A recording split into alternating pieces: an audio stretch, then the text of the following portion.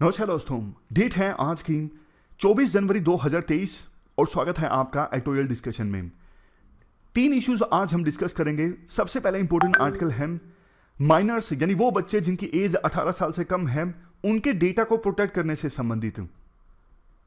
Next article हम discuss करेंगे Sweden में कुरान शरीफ को जलाने की घटना सामने आई, उसके बाद बहुत सारे देशों में उबाल देखने को मिला।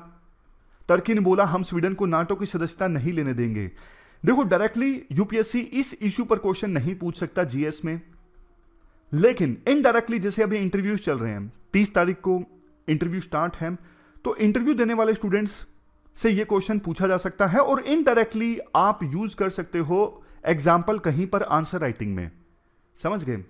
इसके बाद तीसरा आर्टिकल हम डिस्कस करेंगे फॉरेन यूनिवर्सिटीज को अलाउ जो किया गया है, टॉप 500 यूनिवर्सिटीज को इंडिया में ब्रांचेज ओपन करने के लिए, वो गलत है। ये इशू देखो ऑलरेडी हमने पहले भी डिस्कस किया था, लेकिन कुछ नए पॉइंट्स हैं तो इस आर्टिकल को भी हम डिस्कस करेंगे ताकि ये इशू हमारा कॉम्प्रिहेंसिवली कवर हो जाए। डिस्कशन स्टार्ट करने से पहले अब्यूज ऑफ पावर का देखिए जबरदस्त एग्जाम्पल।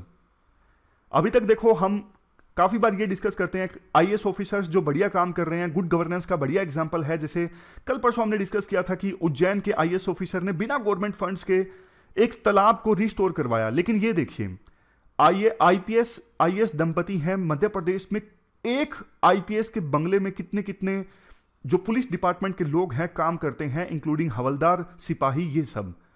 एक महिला आईपीएस अधिकारी का घर है, वहां पे 40 से लेकर 45 पुलिस पर्सनल तैनात हैं पर्सनल काम करने के लिए, खाना बनाने के लिए कुक 12, सफाई के लिए कांस्टेबल 2, पहरा देने के लिए संतरी 5, कुल मिलाकर 40-45, और हर एक की सैलरी 50,000 के आसपास। मतलब आप निकालोगे कि उस आईपीएस में ये हैं कृष्णा वेणी देसावतु, जिनके घर में 2007 बैच की आईपीएस हैं, जिनके घर में ये 40-45 लोग पुलिस डिपार्टमेंट के पर्सनल काम कर रहे हैं। अगर अंदाजा लगाओगे ना, 27 लाख की सैलरी जाती है इन 40-45 पुलिस कर्मचारियों के ऊपर जो इस आईपीएस के घर में पर्सनल काम कर रहे हैं। सोच के देखिए, 27 लाख एक महीने की सैलरी। ये देखो अब्यूज ऑफ पावर का जबरदस्त एग्जाम्पल है। ये सारी देखो सर्विसेज ऑफिसर्स को इसलिए मिलती हैं ताकि वो अपना काम ठीक से कर सकें, और 2-3 लोग होने चाहिए काम करने के लिए, लेकिन 40-45 लोग, जैसे तो यूं कि राजा की जिंदगी जीनी है, वैसे वाली बात हो गई। तो ये देखो सारा कुछ सिविल सर्विसेज की वैल्यूज के अगेंस्ट है, अपनी पावर्स को, क्योंकि सरकार के नियम है आप इतने सारे कर्मचारी नहीं रख सकते अपने घर में काम करवाने के लिए, लेकिन मौखिक ऑर्डर्स पर, जैसे ओरली किसी पुलिस कर्मचारी को बुला लिया कि आप आ जाइए। अब कोई देखो आईपीएस ऑफिसर बोलेगा तो मजबूरी में उसको जाना पड़ेगा। तो इस प्रकार से काम करवाए जाते हैं, पर्सनल काम अपने घर में। एक तरफ देखो पुलिसिंग के लिए सरकारी कर्मचारी नहीं मिलते, दूसरी तरफ इतने कर्मचारी जो हैं वो ऑफिसर के घर में पर्सनल काम कर रहे हैं। तो इससे ज्यादा देखो बैड गवर्नेंस का एग्जांपल नहीं मिलेगा। फर्स्ट इंपोर्टेंट आर्टिकल माइनर्स यानी वो लोग जिनकी एज 18 से कम है, उनके डेटा को प्रोटेक्ट करने से संबंधित हैं। आप जीएस पेपर सेकंड के इस टॉपिक से आर्टिकल को रिलेट कर सकते हो। क्या कंटेस्ट है?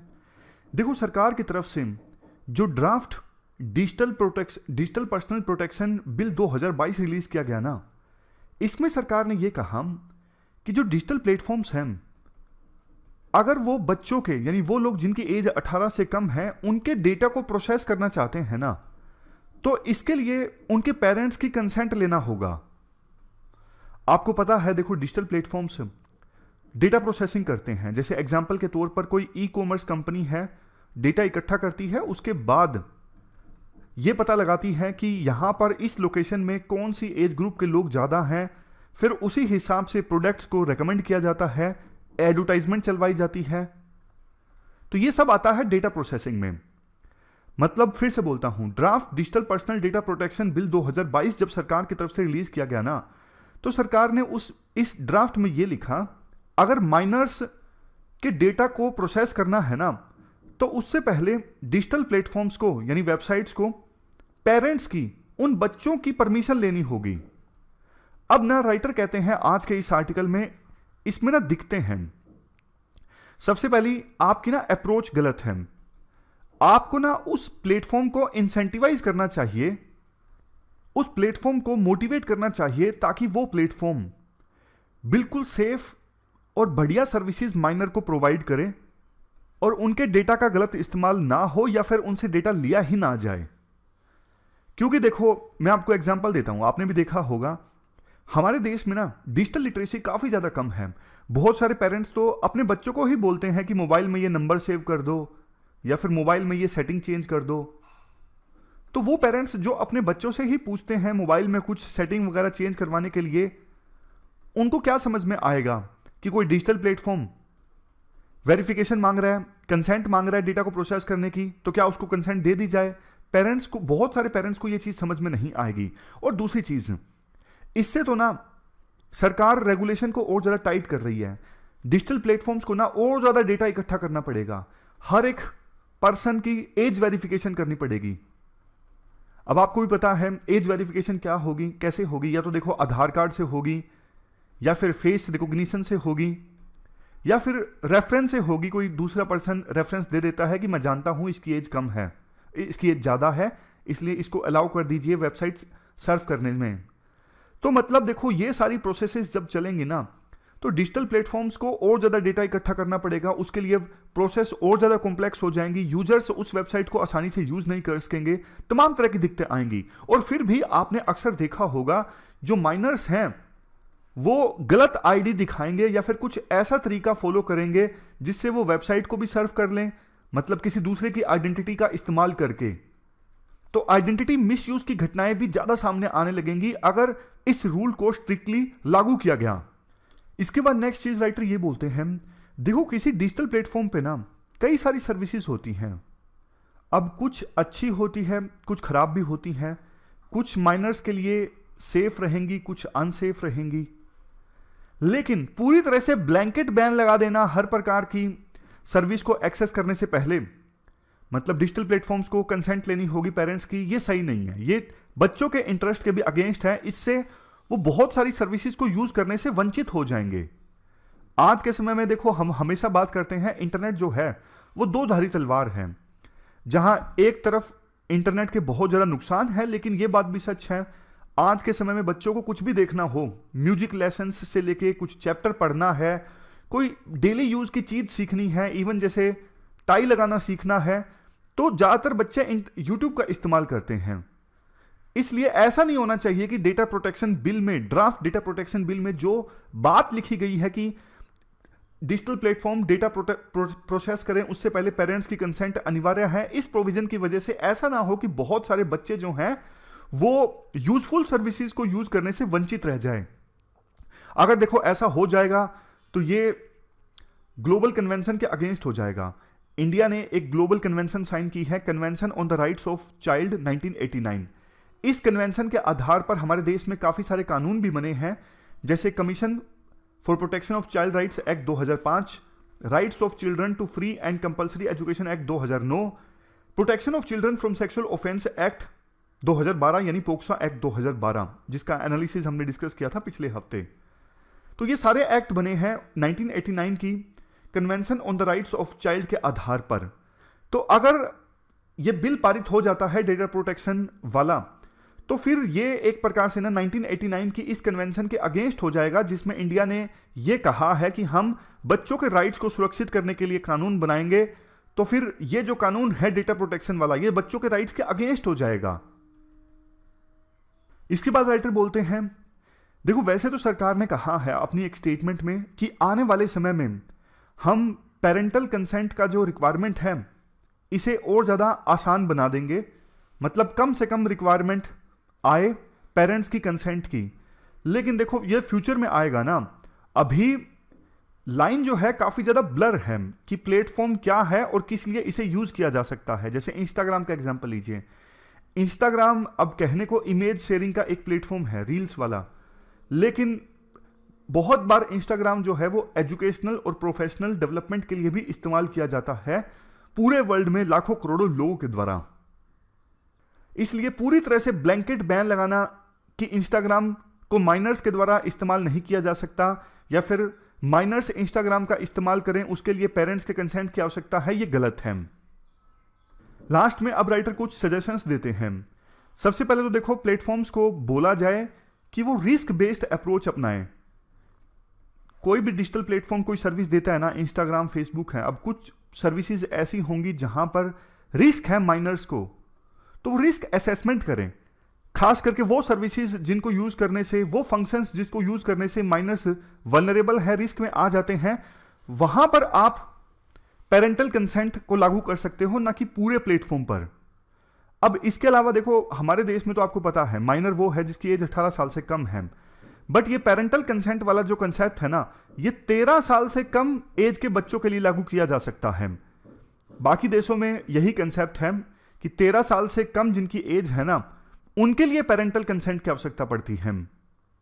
एक और बेस्ट प्रैक्टिस जो इंडिया, यूएस, यूके जैसे देशों से सीख सकता है, वहां पे ना एज स्पेसिफिक कोडिंग है। एग्जाम्पल के तौर पे मैं बताता हूं, जैसे हमारे देश में सेंसर बोर्ड करता है, जैसे ये मूवी जो है यूनिवर्सल है, सभी एज ग्रुप के लोग इसे देख सकते हैं, और ये मूवी अडल्ट है, सिर्फ 18 साल से ज़्यादा के लोग इस मूवी को देखें।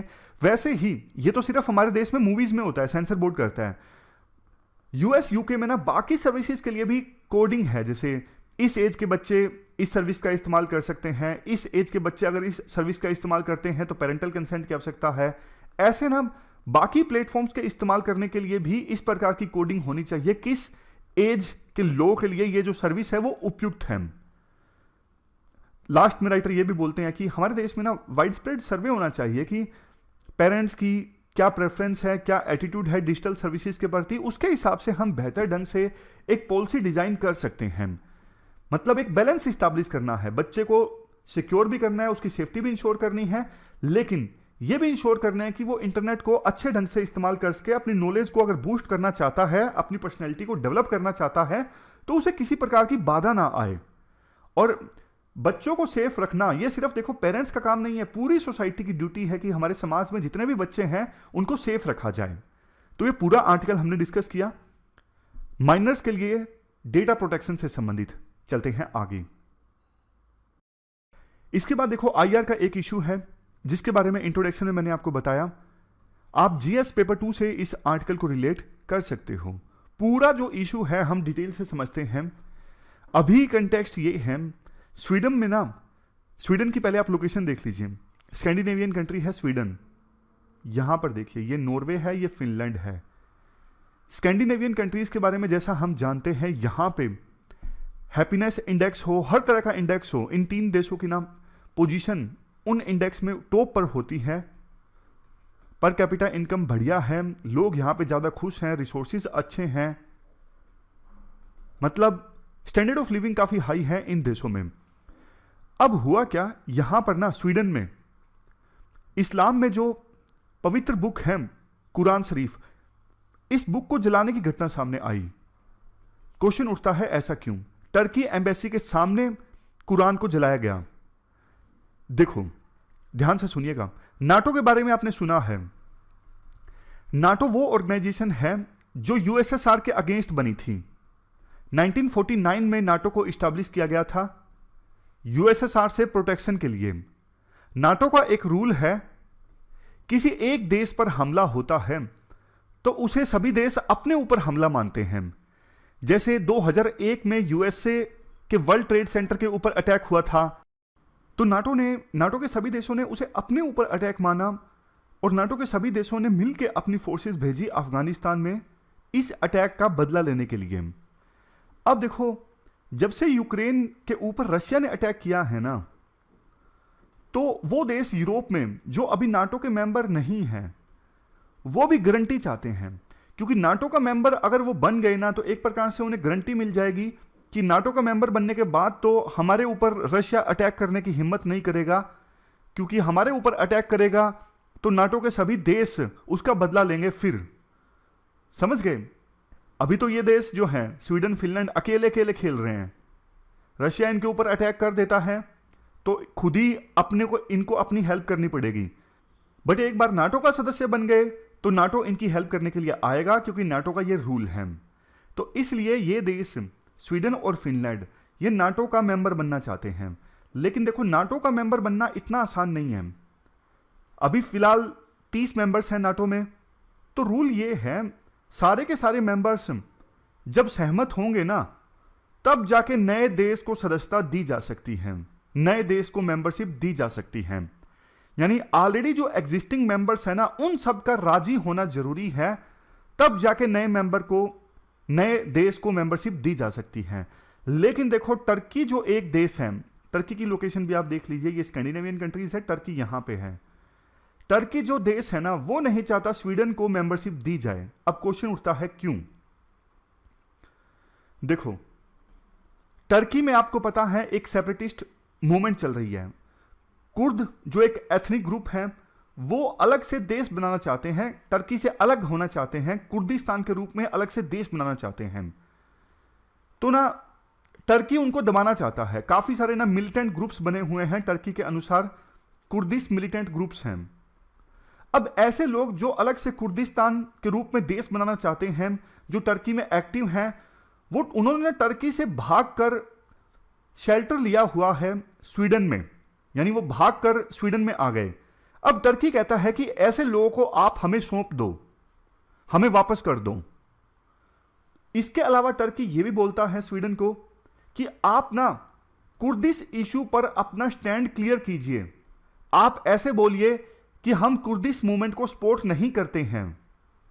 अब ना स्वीडन में बहुत सारे लोग ऐसे हैं जो इन चीजों को मानने से इनकार कर रहे हैं।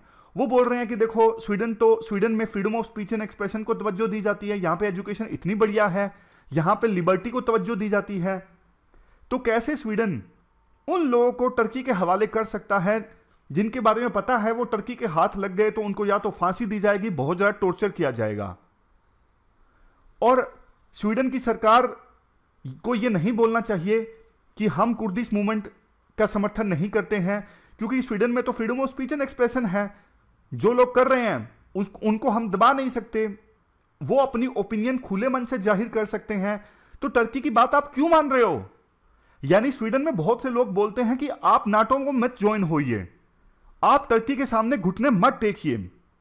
ये पूरा विवाद चल ही रहा था स्वीडन में। लेकिन ना इसी बीच क्या हुआ, स्वीडन में टर्की की एम्बेसी के सामने कुरान शरीफ को जलाने की घटना सामने आई तो टर्की ना और ज्यादा उत्तेजित हो गया, और ज्यादा नाराज हो गया।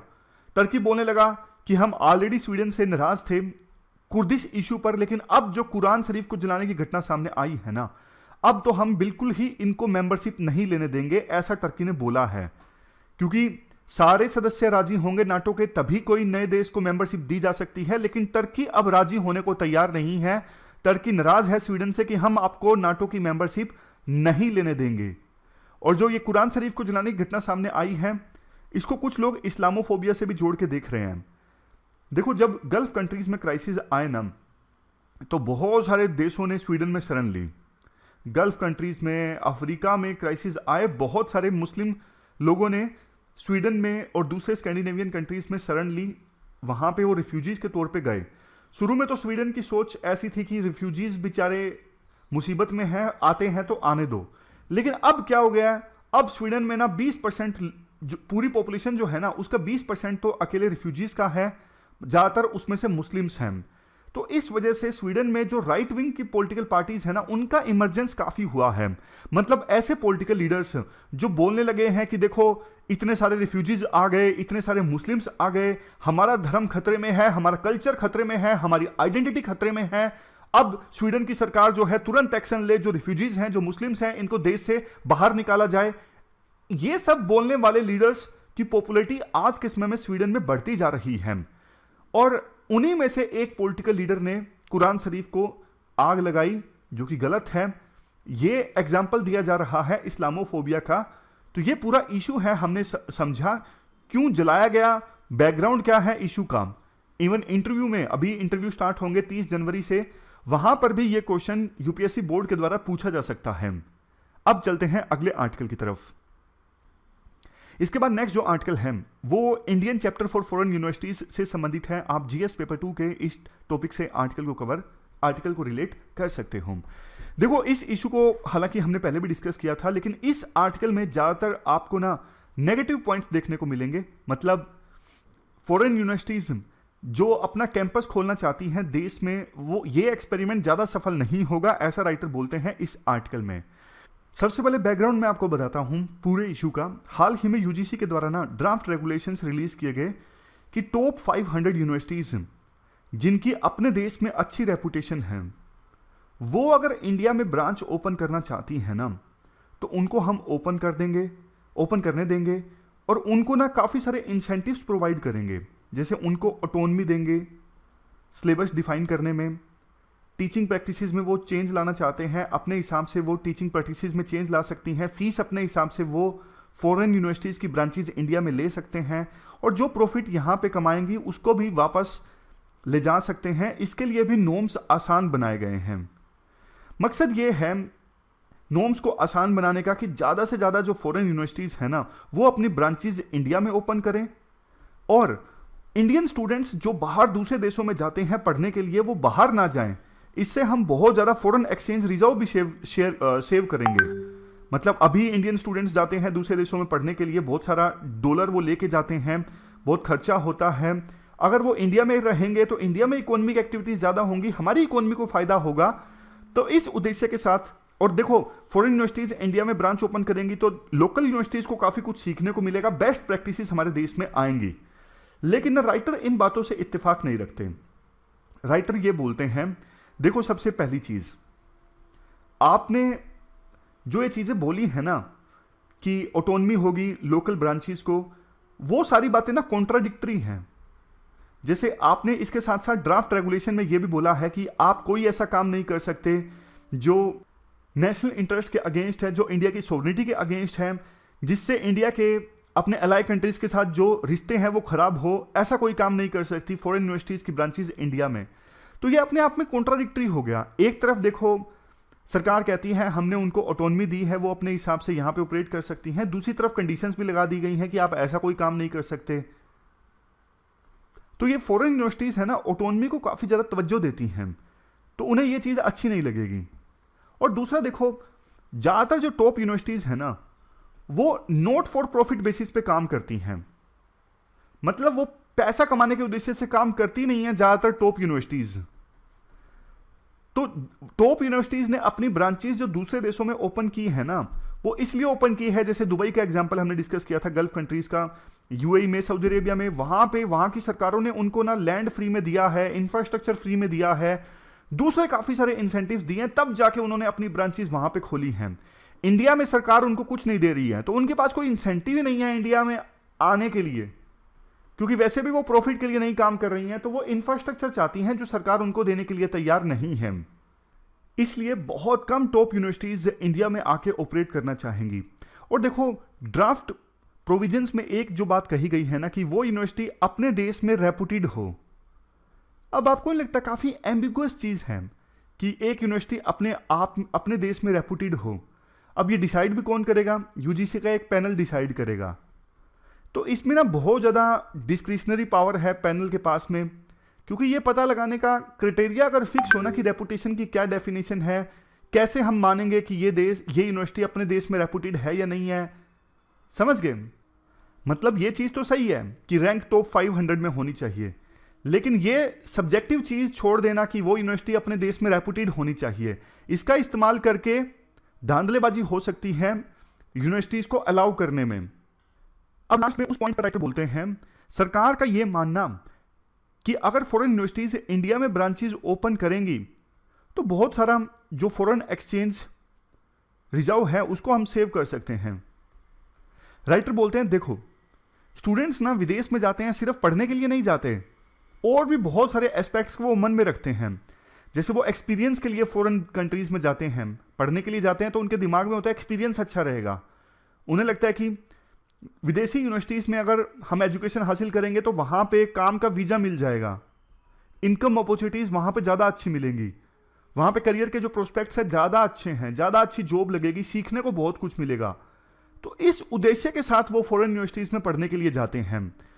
तो सरकार का ये मानना कि अगर फॉरेन यूनिवर्सिटीज़ इंडिया में ब्रांचेज ओपन कर लेंगी तो स्टूडेंट्स बाहर नहीं जाएंगे, ये मानना गलत है, क्योंकि उनको यहाँ पर वो एक्सपीरियंस नहीं मिलेगा जो स्टडी वीज़ा, पढ़ने के बाद वर्क वीज़ा उन्हें मिलता है फॉरेन यूनिवर्सिटीज़ में एजुकेशन प्राप्त करके, वो सब उन्हें नहीं मिलेगा, इसलिए वो जाएंगे ही जाएंगे। तो कुल मिला के राइटर के अनुसार सरकार का जो ये स्टेप है कि फॉरेन यूनिवर्सिटीज़ को इंडिया में ब्रांचेज ओपन करने देना, इससे ज़्यादा फायदा नहीं होगा और ना ही ज़्यादा यूनिवर्सिटीज़ इंडिया में आएंगी अपनी ब्रांचेज ओपन करने के लिए। पहले भी नहीं आई थी, पहले टॉप 100 यूनिवर्सिटीज़ को अलाउ करने का नियम था, लेकिन यूनिवर्सिटीज़ नहीं आई। अब क्राइटेरिया को और ज़्यादा आसान बना दिया गया है। अब बोला गया है कि टॉप 500 में जो यूनिवर्सिटीज़ हैं वो भी आ सकती हैं, लेकिन अब भी फॉरेन यूनिवर्सिटीज़ इंडिया में ब्रांचेज नहीं ओपन करेंगी, और कर भी ली तो ज़्यादा अच्छी यूनिवर्सिटीज़ नहीं आएंगी और ज़्यादा स्टूडेंट्स उन ब्रांचेज में पढ़ने के लिए नहीं जाएंगे। तो ये पूरा आर्टिकल हमने डिस्कस किया और ये थी हमारी आज की डिस्कशन। आज हमने 3 इश्यूज़ को डिटेल से डिस्कस किया। फिलहाल इस डिस्कशन में इतना ही है। Thank you very much for discussion.